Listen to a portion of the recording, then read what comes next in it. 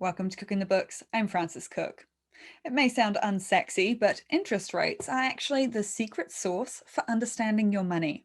That little percentage determines how much debt costs you and how much an investment will make you, as well as a bunch of other things.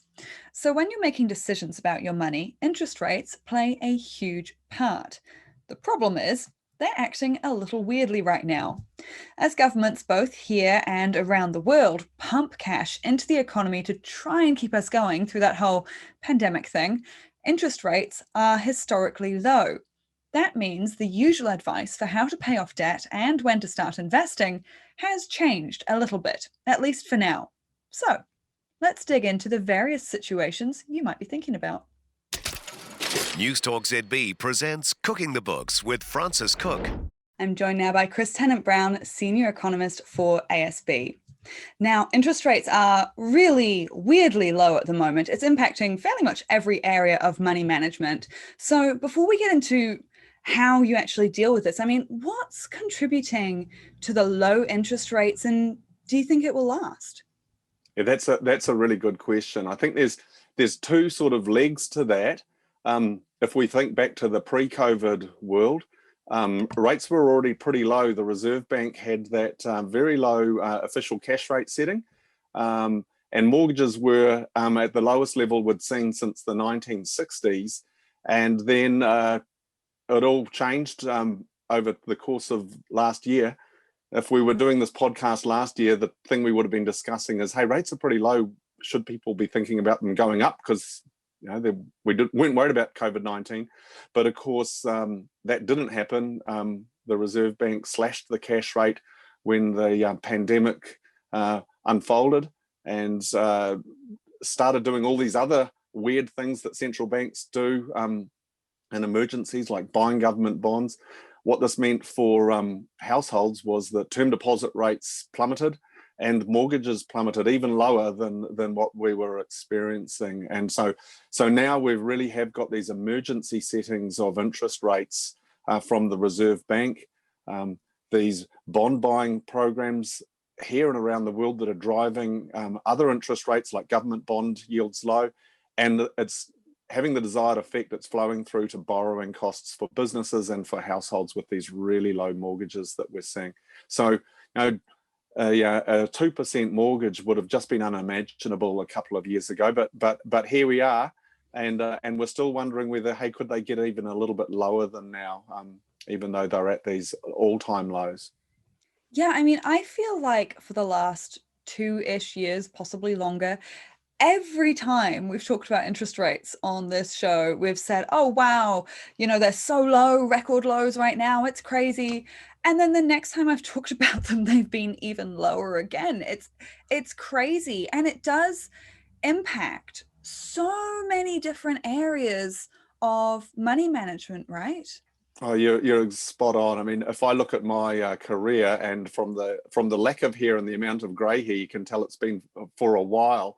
I think if all I'd said when I didn't know what was going to happen next, I just said interest rates are going to go down, I would have been right more often than I was wrong. And there's been several times over the last 4 or 5 years even that I've thought, surely this is a low point, and rates will go up from here once the economy picks up a bit. Yet since the global financial crisis, the economy's gone fairly well, but whenever a problem comes along, mortgage rates reset down to a slightly lower level and then never recover back up to the levels they were in the past, and so it just keeps on ratcheting down to these lower levels. And if we look offshore, they could still get lower. Across the Tasman, they're a little bit lower than here, but gee, it just seems to have been 30 years of my career of watching interest rates, and there's just one big arrow pointing down over that period. And basically, when we talk about interest rates, you might have a better way of describing this than me, so feel free to jump in if you do, but interest rates are basically how much money costs, right? It's how much your debt will cost you. It's how much you can make in various investments. It impacts so many different areas of money management. So I've had quite a few listeners, actually, and thank you to everyone who sent through questions. People who've sent in questions saying, I've got debt repayments. I also want to try things like investing into shares shares. And the standard advice usually, right, is pay off debt first because it costs you so much. It always costs you more than an investment can make. But now that interest rates are so low, debt isn't quite as expensive. I mean, does that old advice still hold true? Yeah, I mean, that is the rule of thumb that any financial advisor is probably going to start off with their thinking. And people love it when economists say it depends, because then they think we're going to give this airy fairy on the one hand, on the other hand sort of answer to the question. But there is a little bit of it depends in the story. But the starting point, I think, is that the interest rates to me are the instrument we use to decide whether we consume now by borrowing, or we save and then consume in the future. And the biggest thing we do with that is usually buy a house. No one really ever that I've heard of has managed to save up and then just pay cash for their first home. Usually that's what we're talking about. But of course, there's other debt like consumer finance, credit card debt, and all of that sort of stuff. So the main thing that I think has not changed is that you don't want to be paying expensive credit card debt or high purchase debt at these double-digit interest rates, so that you can stick something into an investment that's probably not going to return as much as that. Now, for example, the share market's gone great, but over the long run, I'd think, hey, it's going to probably return somewhere between 6 and 10% as a long run return for shares. Something like a KiwiSaver growth fund, a similar sort of range of returns that I'd expect over a 10-year period. So you don't want to be sitting on a whole lot of debt that you're paying a 20% interest rate on. You want to pay all that debt down first. The other rule that always holds true is you want to consolidate debt so that you're paying the lowest possible interest rate. And clearly a 2.5% mortgage rate is a lot more attractive than constantly having a $10,000 balance on your credit card that you're servicing. So some of those standard rules of thumb about consolidating debt, making sure that you pay off the expensive debt first, are really true. I think KiwiSaver really clouds the picture though, because forgetting credit card debt, pay that off. But if you've got a mortgage that you're paying 2%, 2.5% on, now every dollar you pay into it will save that per year. But a dollar that you pay into KiwiSaver will double on day one if it's getting matched by an employer contribution, and then you get your tax credit as well. So that money really works hard for you. And if you've got a long-term strategy of paying off your mortgage before you retire, but saving for retirement as well, well then KiwiSaver, because of the dynamics of the employer contribution and what that does to your return, can alter it. So in many cases, we'd encourage someone to try and keep their KiwiSaver contributions going if they can, so that they maximize the benefits of it. And I think there's strategies in there which kind of cloud that absolute sort of thinking about, is this what you always should do about paying off debt before you start saving? Yeah, it's interesting, isn't it? Because like you say, with that it depends answer, it's really true though, because it does depend. There are different types of debt. And what you say there about what we often call consumer debt, the credit cards, the car loans, the hire purchase or whatever else, anything that's in that sort of 10%, 15%, 20% interest rate, that means it's costing you big time in fees and things.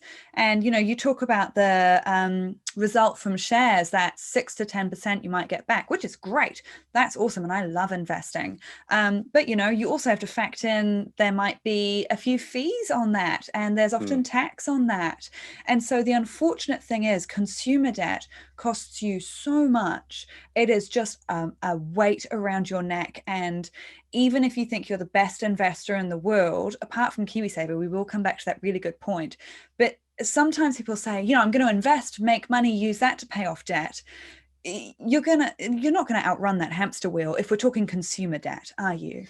Oh, exactly. And a lot of people sort of are thinking, is there a shortcut where I can get these staggering returns? And it's you can look at the best company on the New Zealand share market in every given year and think, well, if I can pick that one, of course I'll be better off. We'd all be rich if we could pick And that one. yeah, that's right. Would be running our own little hedge funds from our living rooms. But it's really hard to do that. So that's why when we're looking at these things and trying to work out what's the most effective way that someone can reliably budget on to get ahead, would tend to use an expected return for a share market, rather than betting that, hey, you're going to be able to beat the market and get these 20 or 30% gains. That there's always a couple of stocks manage to generate some headlines each year by doing, be it Xero or the power companies or A2 Milk. There's some great stories that are always there, but we can't bank on being able to generate that sort of return every year. So we tend to go, well, that's why I mentioned the sort of 6 to 10% rather than hey, you could be generating 30%. And there's always some year beaut ideas out there, but I'm tend to be a little bit more cautious and look at the long run returns rather than the absolute best ones when I'm making these thoughts. Yeah, and we can all get lucky now and then, but I'm afraid that is what it is. Even when you put in your homework, a lot of, I see these stock picks from the people who are in the business. They're watching this all day, every day, and we'll often do a stock picks for the year ahead. And then how did they do in retrospect? And these people who are extremely smart people who I have a lot of time for, who work in this all the time, they'll often get a couple out of 5 right.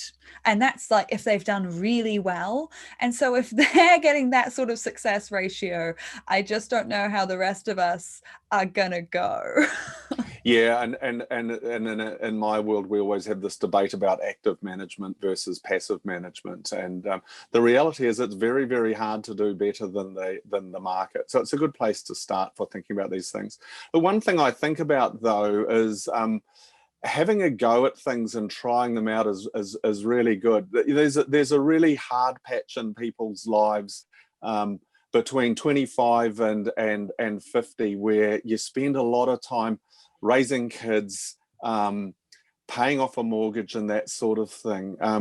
You don't want to hit 55 or 60 having not thought about these things at all. And this is another thing where KiwiSaver is so good. You can have it simmering away in the background, and then as these important milestones get ticked off, like the mortgage is paid off, the kids have left home, you can check in with something you're already doing and familiar with and go, right, how do I need to ramp this up so I get to where I want to be? It's the same with understanding how the share market works and things like Sharesies or having a little portfolio where you go, hey, I've got a bit of money in that, and I see the ups and downs, so that when you really are in that saving phase of your life, whatever stage that is, you've got a bit of experience. And we see that with our investor confidence and KiwiSaver confidence surveys. Now, Kiwi's knowledge of things and confidence in all these products beyond buying and paying off a house aren't too high. So having a go and understanding them, I think, is a really good idea too. That's a little bit of aside from should I just pay off debt? Well, make sure you're understanding how retirement savings works, how these various things work, and having a bit of money that you're watching over the course of 10, 20 years will make you a much better investor for when you're in that really hard saving for retirement part of your life, whenever that happens to be. Yeah, and I so agree with what you mentioned about KiwiSaver earlier, because here's the thing with, all sorts of retirement schemes. It's the same, or at least very similar for the Aussie Super, although theirs is better than ours, and I do wish that ours was more like theirs, but that's fine. You get these candy coated treats that you do not get in normal investing. You get the employer match, you get the government tax break, and you only get those if you contribute. So depending a little bit on how much you're contributing and what your salary is, but you can double your money just by contributing before you even get any investment returns. That's incredibly unusual in the investment world. And to my mind, bearing in mind that personal finance is personal, and that there is an exception to everything. But that said, generally, I feel like for most people, you should, as much as you can, never stop contributing to KiwiSaver, don't you think? Yeah, I'm with you. Early on in my career, I worked for BT Funds Management, which was a great funds management firm in Australia in the 90s, and it's still around.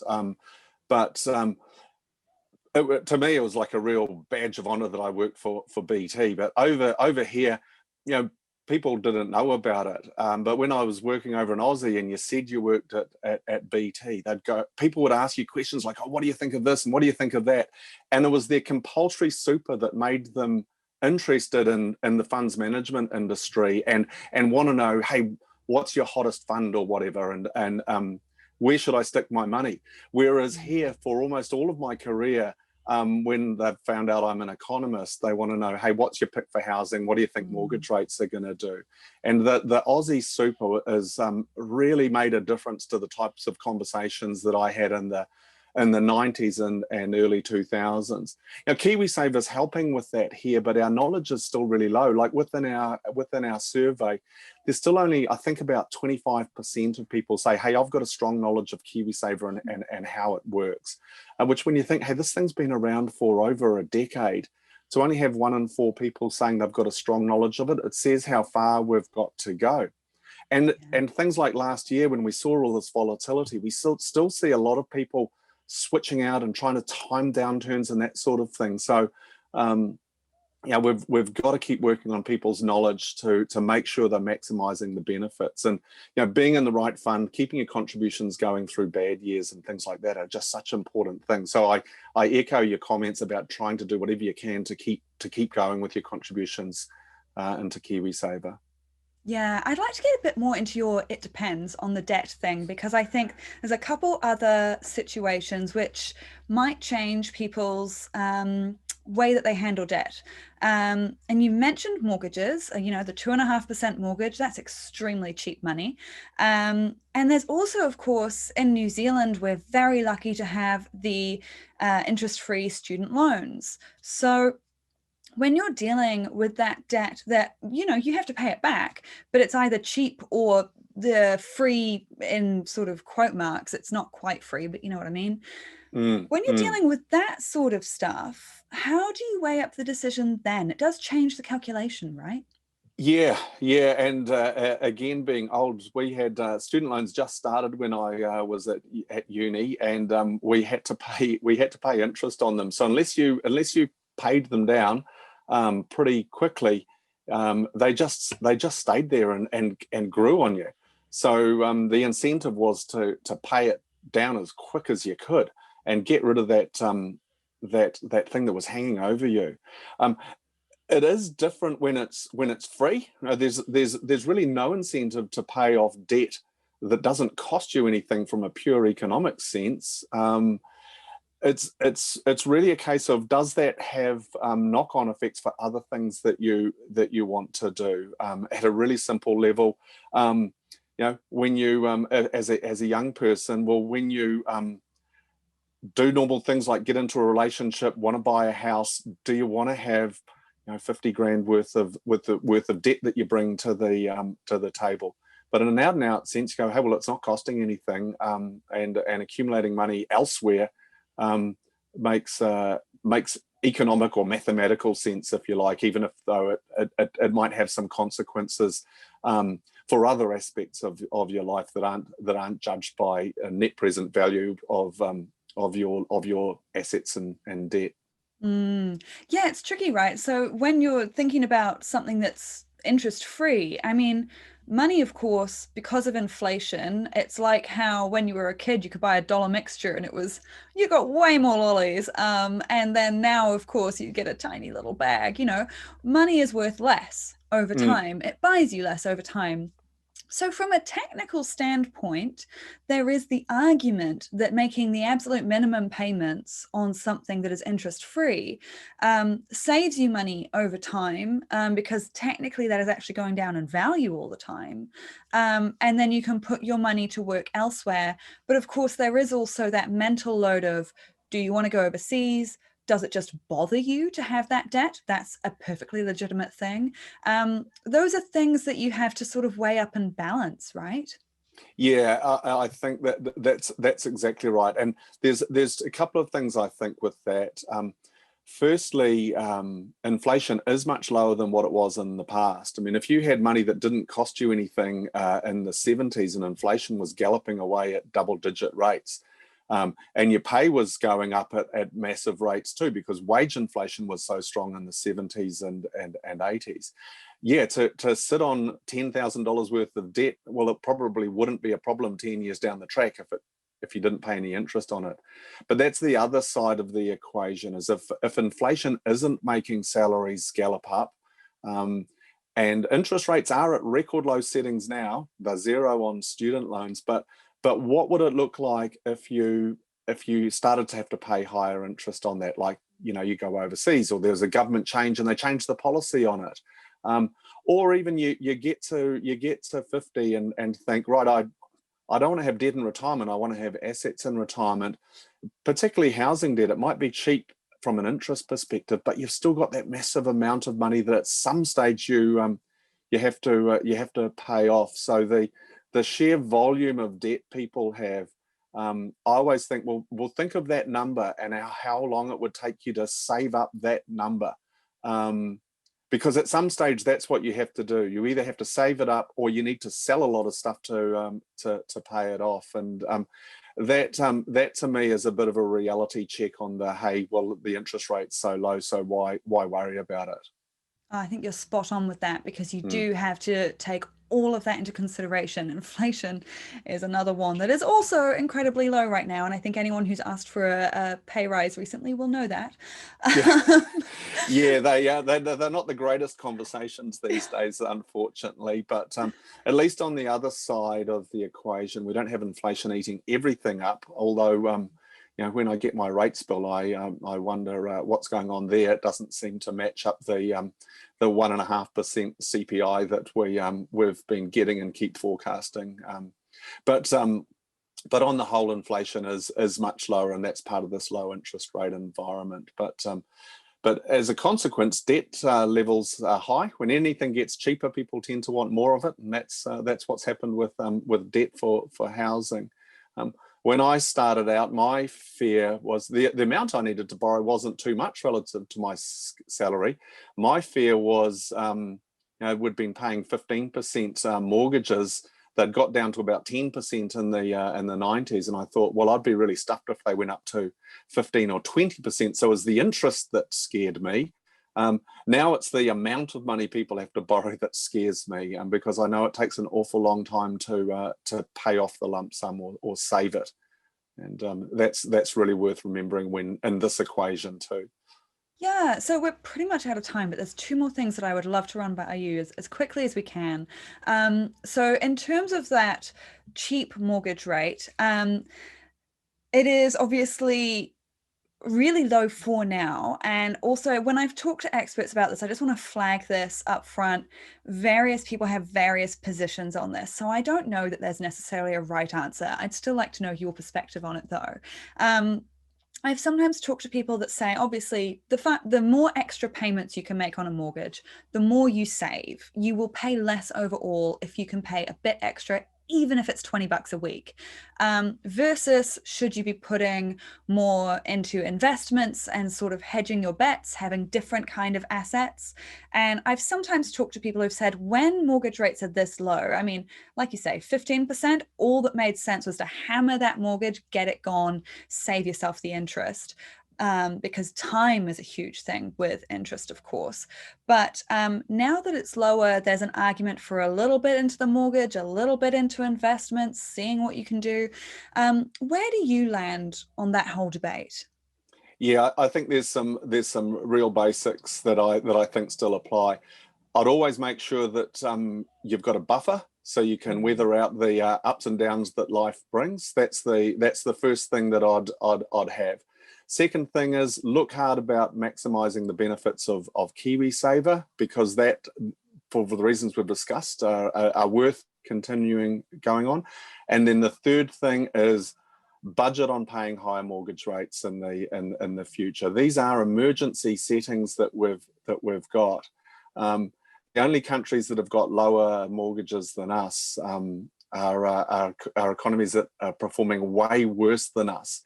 So I kind of hope that we don't get too much lower, because that would mean that our economy was going through even more turbulent times. So I think the plan of still trying to pay off your mortgage totally applies, and then get on with the cool things to do in life, which includes planning for a really good retirement. But yeah, I think that there's a real risk of getting complacent with interest rates now. The question I get asked the most is not, hey, should I budget on higher rates in the future? Is, do you think I should hang out and fix my mortgage at even lower rates if they get a bit lower? You know, the thinking is still, hey, are we near the bottom, rather than what'll happen over the next 5 years? So yeah, I'd budget on higher rates, even if they seem a little bit unlikely over the next year. I think over the next 10 or 20 years, we'll have a bit of everything like we always do, and higher mortgages will be a part of that, I think, if the economy's going well. Yeah, and this is why I think still putting extra onto them. And I know there's a lot of people who'll be listening to this and feel a little frustrated because they can't buy a house at all. I know, I'm sorry. I just want to, hopefully this is useful future information for you when you eventually get there. But I always think it is still worth, even in this low interest rate environment, putting extra on that mortgage, paying extra off. I know it's cheap right now, but the way I look at it is, depending on where you are in your journey, that mortgage is a 30-year debt, and you need to think about how much it's going to cost you over that 30 years. So you might be paying off extra now that would have cost you 10-15% in 10 years time, when interest rates inevitably bounce back, right? Yeah, yeah, and that's it. And you know, for our forecasts over a 5-year period, we've got them going up, but not by heaps, only a percent or so. But when you look at 30 years, I think, well, you've got to look at the last 30 years, and there's some things which were pretty unusual, like the inflation we had in the 70s. It's really hard to go, well, what's a normal interest rate to expect in the future? But it seems to me to be pretty prudent to budget on paying higher mortgage rates than we're paying today, and putting yourself in a position where you can get on with doing the other stuff that we want to do. I don't think it's a great strategy to retire with a whole lot of debt. I think people need more flexibility than that. And for the people that are looking to buy a house, I think saving really hard now and getting an appreciation of how much you can put away each year, and being really disciplined about that, gives you a good starting point for thinking, okay, what are the next 30 years of paying off this mortgage that I get gonna look like? And it's hard work. It's the only thing I can think that's good about being in my 50s, is that I've put a lot of that stuff behind me. Otherwise, I'd like to be 30 again. Could you just have like the fiscal benefits of being 50 and like the good back of being 30? Like, can we ever get that? Exactly, that'd be perfect. All right, super quick, or I'm going to get told off by work for being self-indulgent for running over time. I'm loving this chat. In terms of looking into your crystal ball, and with the caveat that weird stuff has been happening and could still happen again, but on the information we have now, what sort of timeline are we looking at? How long do we think interest rates might stay low for? Well, I think if we look at the language central banks here and Australia are using, and those are the two economies that I think are good to judge it on. They're not talking about removing them anytime soon, and we could well be in these current settings for a year or two. But the economy keeps surprising us with how well it's recovering. If we keep on gathering momentum, the next question people will start to say is, hey, maybe they'll want to raise rates earlier than that. I don't think that's a question that we're going to have over the coming months. But boy, if we keep recovering like we did through late last year, all through this first half of this year, the economy will start to be looking pretty robust. Once borders open up and we're back to normal, you know, that's when you'd want to be going, well, why have emergency settings? The emergency's passed. So I think that'll be a conversation for later on in this year and next year, is when's the next move? And markets always move ahead of that. We're already seeing upward pressure on long-term interest rates because of the good economic outcomes we're having. So we could start to see good economic things starting to flow into particularly longer term mortgages over the course of this year. On the other hand, we could have another return to lockdown for one reason or another, and going, hey, well, it's a year away. I think over 2 or 3 years, I hope we see higher mortgages, because I hope we've put this emergency time behind us and the economy is looking more normal. That's not good news for borrowers from an outright interest rate perspective, but it'd be great news for us as Kiwis if the economy was going well enough to get rid of those emergency settings in the next couple of years. Well, maybe if things go well enough, people can finally get those pay rises. It's a bit of give with one hand and take with the other, right? Yeah, what would you rather have, a pay rise or being able to have an overseas trip? Ooh, can I have both? Yeah. I'm greedy. There's a few things that we've missed out on over the past year that people are looking forward to. Oh, I'll say the sooner we can get back to normal, the better. Hey, thank you so much. That's Chris Tennant-Brown from ASB. Now, if you have questions about this podcast or another topic you'd like for us to talk about in future, send them through. Let's get those questions answered. You can find me Facebook, Frances Cook Journalist, Twitter, Frances Cook, Instagram, Frances Cook NZ. Just pick your favorites, send them through, and I'll get them on the list for future podcasts. I can't always get back to everyone individually, but I promise I do read them all. Don't forget to subscribe to Cooking the Books to make sure you never miss an episode everywhere you find podcasts, including iHeartRadio, Apple Podcasts, and Spotify. Until next time, have a great day.